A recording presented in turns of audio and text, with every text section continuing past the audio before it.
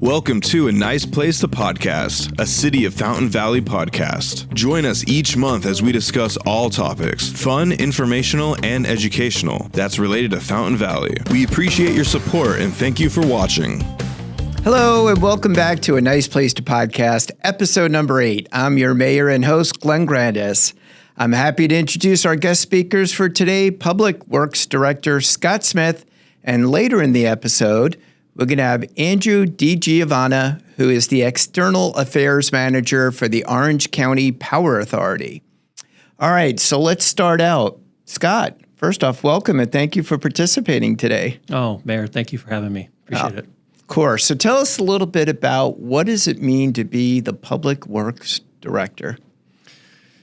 Being the Public Works Director is it's actually an honor and it's an opportunity to be able to serve the community on a daily basis. What a lot of individuals that don't know, that aren't necessarily in the industry, don't realize that we have the privilege of touching lives on a daily basis. Right. Every day somebody leaves their house, they're driving on our infrastructure. So it's really nice to be able to have that gratification, that whether it be the sidewalks or the streets or the signals or the parks or the landscape or so many different things, we got a chance to play a part in people's lives. Yeah, you handle and in charge of so much. I was just going to ask you, so what are the biggest areas that you really cover? Probably the most important, the ones that impact people the most or the community the most are going to be the streets and the signals as well as the water and sewer. Right. Those are the ones that I think that most individuals see the most. And how big is your department? We have about 63 people. Wow. That's a lot of people to manage. How do you keep track of them all? They're all professional and they don't need hand-holding everything. Yeah, there you go. So what are the biggest challenges that you face as a public works director? Well, I think it's not unique to me at City of Fountain Valley, but overall it's just having enough funding for infrastructure. I think we all want to have good infrastructure. Infrastructure is a key element of having a healthy city and why people want to live there. And just with the costs going up and the mandates that we face, we're always working to make sure we have enough funding to take care of that. And it's really nice when we have a council such as yourselves and the rest and a city manager that supports funding as best as we can this infrastructure. Well, let's talk about funding for a second. So for the roads, let's start with that. I always hear Measure M funds. Tell us a little bit about that. Well, it's a sales tax that the voters approved a little while back. We're in our second generation, and just from a high overview standpoint, it's funding to allow us to take care of that infrastructure, recognizing that there's more money's needed. It's an expensive thing to do, and with more recently, with the cost escalation and everything else we're seeing in the past 4 years, costs going up 200, 300% to do paving. So yeah, it's hard to keep up with all that, that's for sure. But one thing that I always hear, and I agree with, is when you're coming in from other cities and you hit Fountain Valley, you just know it because the streets are so much better. So that's kudos to you and the whole department for that. Well, thank you. I can't. We've had a robust system and a great team working here for years. I'm going to say decades. And so, being relatively new to the city, I can't take too much credit, but I appreciate it, and I will pass that along. But you're going to keep that going, right? Absolutely. There's a huge focus there. Cool. All right, so let's talk about water for a second. So, how about the funding for water? Where does that come from? So water's enterprise fund, which means that through the ratepayers, we're able to fund that effort, and we're doing fine there. We're going to be going through a fee study here for water and sewer, which will rebalance out the cost of doing business and staffing and everything we'll be looking at. And so that's something we'll be bringing to council hopefully in the next 6 months to a year. And that's a break-even account, right? So whatever it costs, that's what we charge the residents. There's no any kind of like profit center or anything that funds something else, correct? Yes, that is correct. And that's a really good point, Mayor, because for the city, we are non-for-profit. So we're just getting reimbursed. So everything is just at the level of reimbursing what our costs are. Right. Well, it's not just for profit, but we don't take funds, say, from water or any of the other funding and use it, for anywhere else in the city. That is correct. That is correct. I was speaking to the rates, but yeah, you're absolutely correct. It's an enterprise fund. The monies that come in from the customers will go into a separate account, and it's used only for water and sewer. Okay. And tell us about our water. So I always hear, the Colorado River is a big supplier. The California Aqueduct, we get, water from Northern California. Where exactly does the city of Fountain Valley get their water from? Well, that's a good question, and I think you know the answer, but it's underground. We're pumping our own water, and we're really fortunate to be in that condition or that situation. So we get 100% of Fountain Valley city water from right below us. That's correct. How deep are those wells that we're drilling into to get that water? They vary in depth, but we're talking 400 feet to 1,000 plus, so it depends. Okay, so when people say the water table's 6 feet under, or 8 feet down, that's not the water we're getting, right? Correct. Okay, all right, just want to clarify that. All right, so one thing I know being on OCSAN, the Board of Directors for Orange County Sanitation District, is that we reclaim 130 million gallons of water every day and replenish the aquifer that's below us. So that's all really good news. And what's important about that is the rates. So we're not paying the high fees like South Orange County, who has to import their water. So our numbers should be a bit better, correct? Yes, absolutely. That's a benefit that we're receiving here. Yeah, and we are in control of our own water then. So what happens to that water after it comes up through one of the pumps? Well, ultimately, we treat it, we disinfect it, and then we distribute it. It's pretty much as simple as that. Okay. All right. So it's not just water coming from the ground. We treat it before it goes to our residents. That's correct, yes. Okay. All right. What other major projects do we have coming up? Well, we've just finished some big ones, but we're in the process of wrapping up some paving projects on Warner and Ellis, right? We're finishing up the striping on that.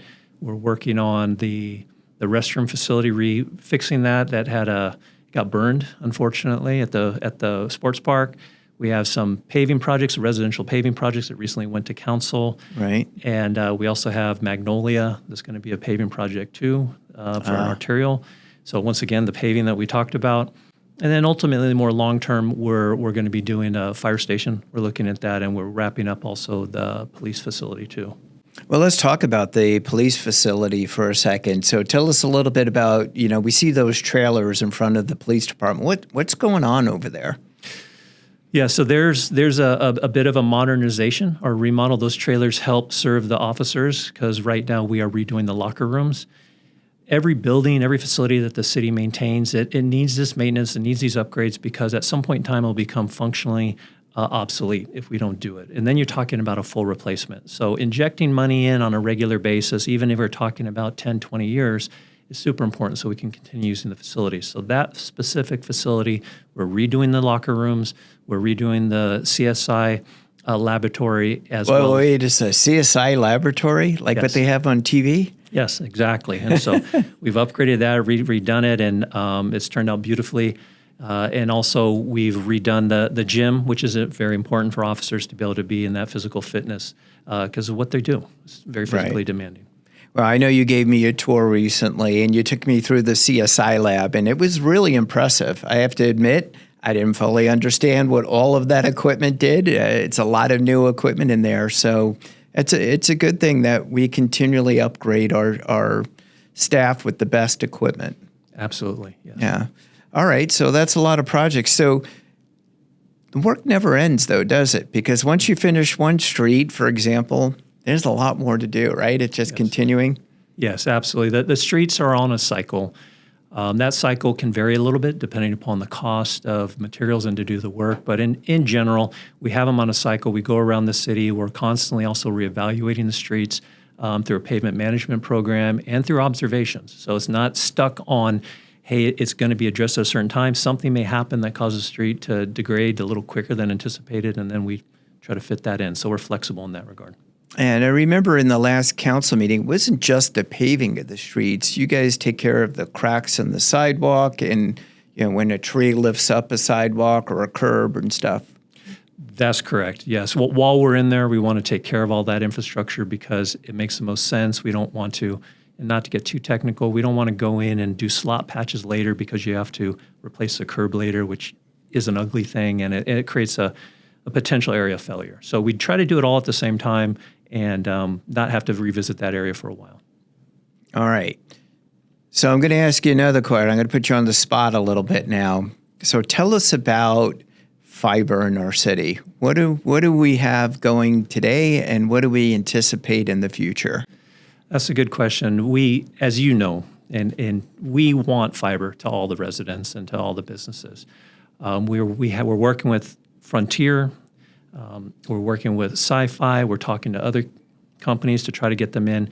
Right now, they're not coming to our city as fast and building out the network as fast as we want. They're using their own business models, but we are talking to them, trying to encourage them to come here.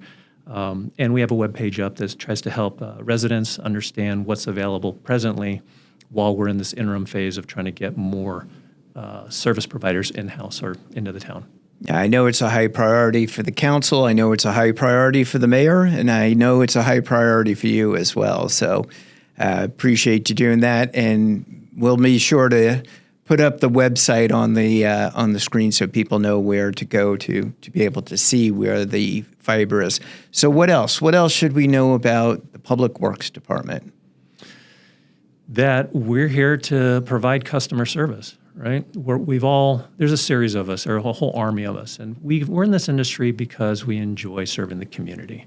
And I came from the private side, and then I've come to the public side after several years of being the private. And the public I really wanted to serve the community, and I'm not unique.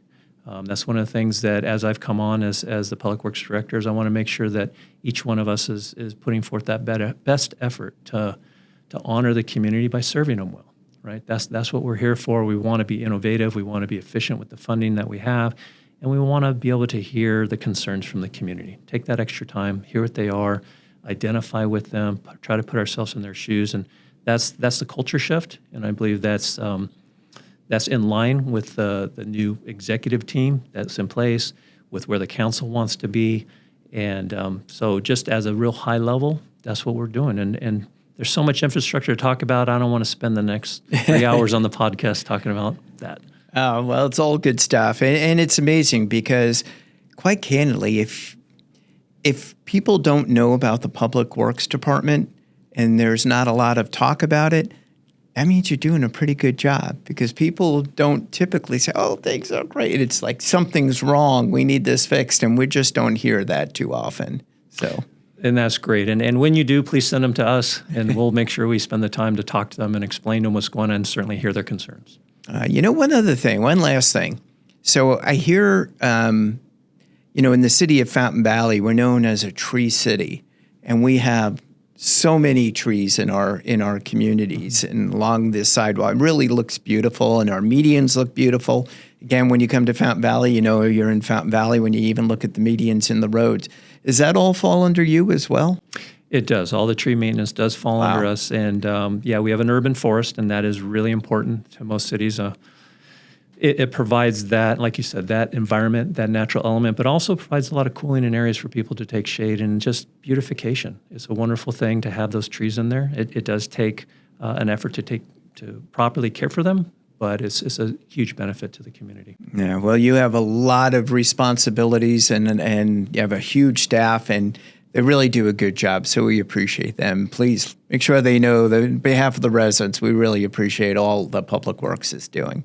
I'll definitely do that, and I'll return the compliment. I do appreciate everything the council's doing to support us so we can get done what we need to do, as well as certainly the city manager and the executive team. It's really a cohesive group that I feel very fortunate to be a part of, because all parties involved share a conviction to do the right thing. It's not always to want.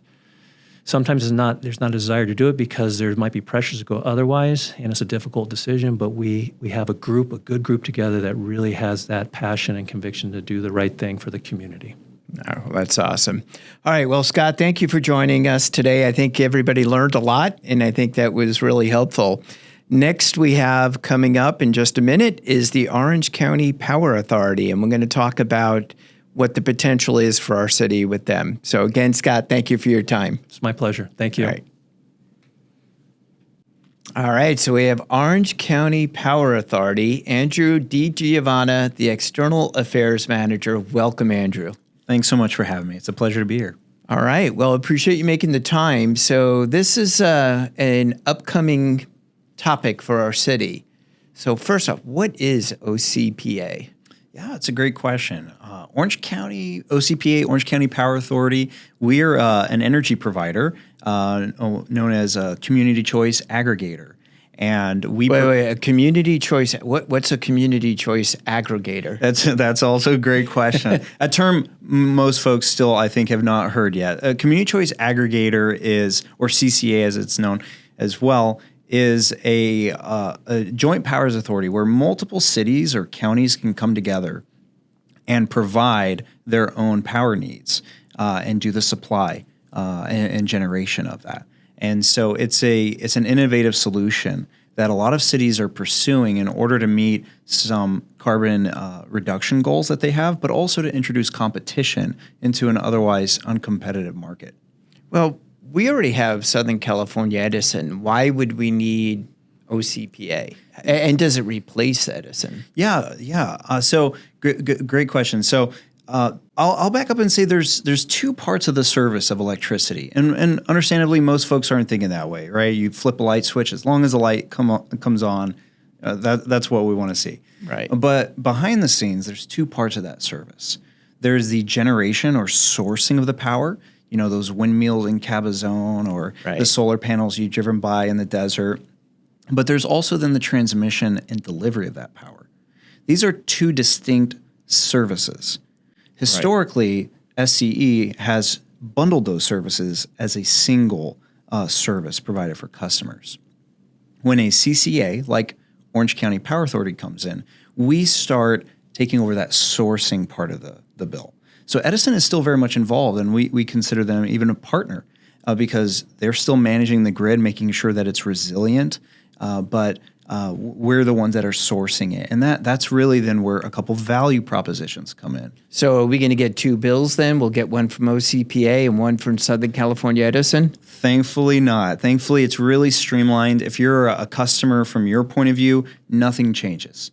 You get a single bill that comes in the mail, or if you're enrolled in auto pay, that still carries over, and we're a section of that bill. I'm sure most people listening have studied their electricity bill to see all the line items, but there's a lot going on there, and when you dig into it, you actually start to see what I just pointed out, that there's two different services, and you'll see a delivery section and a generation section. And so we just substitute those services then. We take that over. We're that alternative. So we'll show up on the same bill. Why would we want to do that? Why would we want to change who the generation of the electricity should be? Yeah. There's several reasons, but I'll say there's two major value propositions that I like to share with folks. Number one is certainly we provide cleaner energy alternatives. We have a few options that people never had before. If you move into a home or an office space, you set up your account. You don't choose anything. You just set up your account and you pay your bill and you get what you get. Right. Now you have a few options. Each of our options has a different amount of renewable energy that is supplied to meet your demand, to meet your needs. And so what that does, because we have different products, we have 44% renewable, we have 72% and 100% renewable. So we have the choice of what level we want to be on. Exactly. And there's a lot of folks, a lot of businesses that would like to do more for the environment to reduce carbon emissions. They never had an option before, and now they do. Isn't that a lot more expensive? You know, it's not a lot more expensive. There is typically a premium with renewable, but the accounting of it is made very simple and it's very cost effective. Our most expensive product is 1.5 cents per kilowatt hour more than our basic option. And our basic option is actually discounted. All right. So you talked about there's like a basic, a mid, and a high level. So you're saying our residents get to choose. So if they did a basic, why wouldn't they just stay on Edison? Why would they go to you? So the way that we've structured our pricing is that, especially since we are a couple years old, the way that CCAs have traditionally done it is they index or they benchmark or mirror the utilities rates. And so let's say that's a 1-for-1 comparison. Then what we've done is we've discounted our rates 3% relative to that. So if a customer is enrolled in our generation at that basic product, they're actually seeing cost savings. It's a discount relative to if they were still with the investor-owned utility. So what if Edison lowers their price? We would follow suit. And that happens all the time. Several times a year, there's rate adjustments that take place, and we mirror those adjustments. Okay. So what about the mid-level? So how does that compare in cost to, say, using Edison? Yeah, that is so if I may, I'd like to compare it to our basic. It's going to be easier for one reason in particular. If SCE's here and we're here, we're 3% less. The way then we calculate the mid-tier is we add on top of this 1 cent per kilowatt hour. Okay. And that's really easy to calculate. If you go to your bill, now everyone's studying it, right? If you used 500 kilowatt hours, which your bill will tell you, right? Then it's a simple multiplication, 500 times 1 cent. So it's $5. Okay. Added on top of our basic rate. Okay. And how would that compare to Edison's rate then? That would be a couple dollars more in that sense. So if you're a mid-level, it'd be a couple dollars more than Edison, but then you're are using greener energy than what Edison. Absolutely. Now, Edison uses some sort of green energy too, don't they? Right. There are state mandates. And so all utilities, all energy providers in the state of California are required to meet minimum thresholds, which all currently do. We far exceed those thresholds. Okay. And now let's talk about the high level. So I know some businesses are required to have carbon counts or whatever all that is. We won't get into that. But so if somebody wanted 100% renewable, now I would want 100% renewable. I think it's important for our environment. It's important for our kids. How much more is that going to cost me? Yeah, just half a cent more than that mid-level.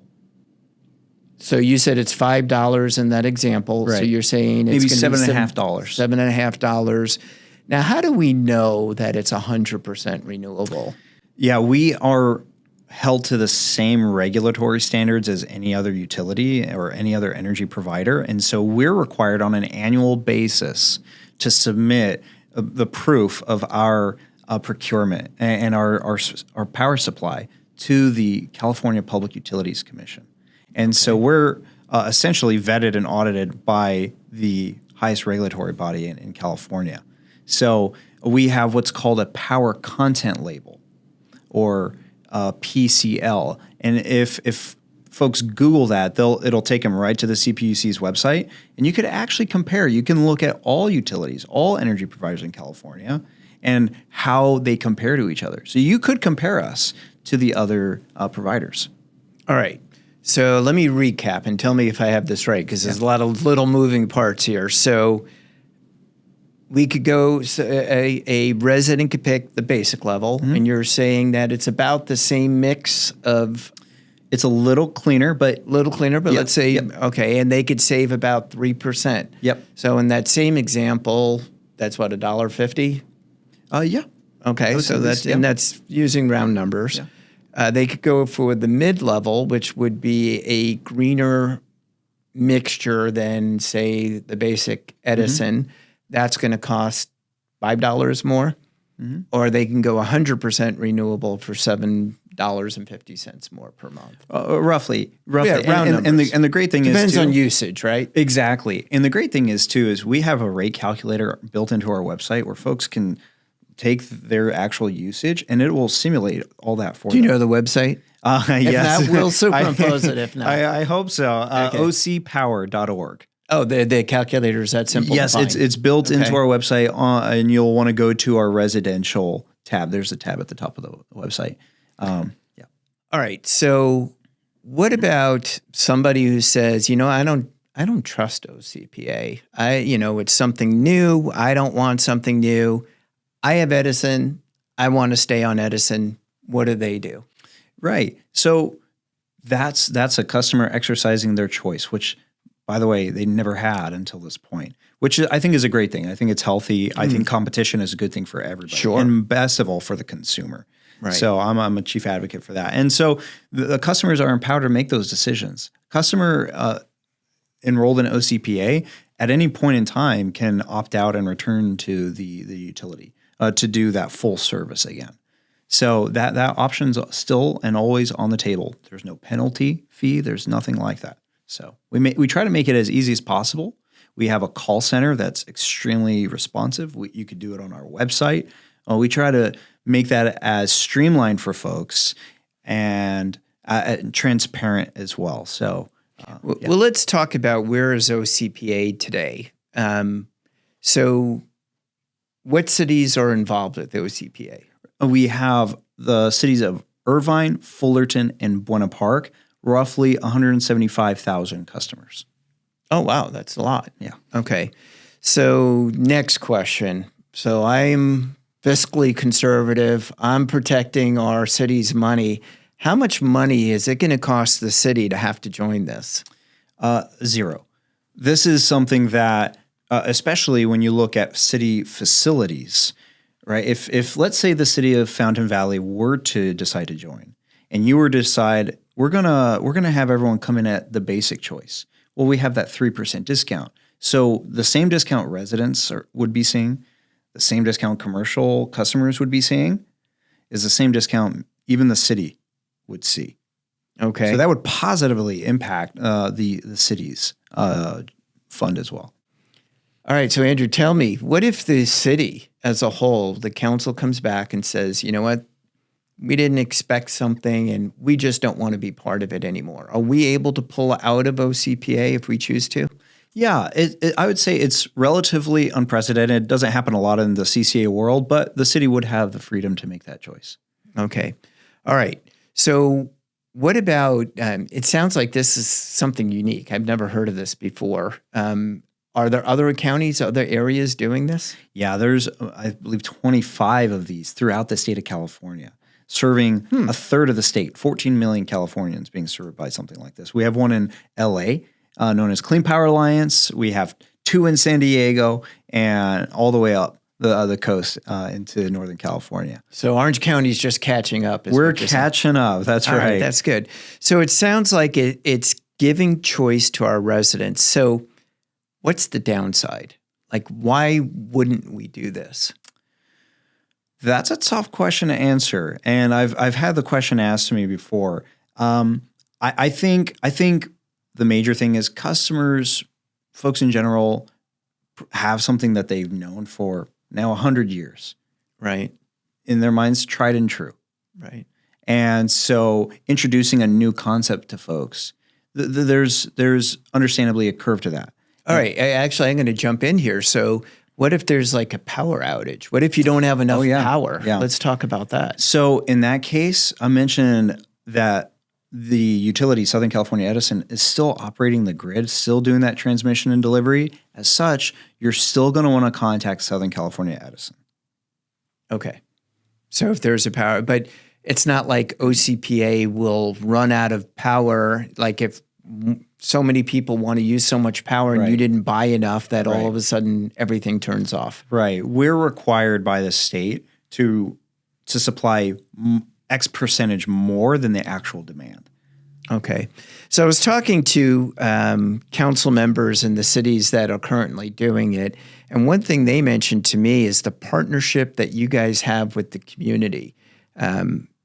They said they received some funding for their different events and such. Can you touch a little bit on that? Yeah, absolutely. There's a couple buckets of that too. So we have dedicated a lot of our staff time and resources to investing back into our communities. And so whether that's states of the city and our different member agencies, or local Kiwanis club or Boys and Girls Club, we're always looking for opportunities. Well, that's like good. that. I didn't set them up because I'm on the board of directors for Kiwanis and the Boys and Girls Club. I'm glad you mentioned those.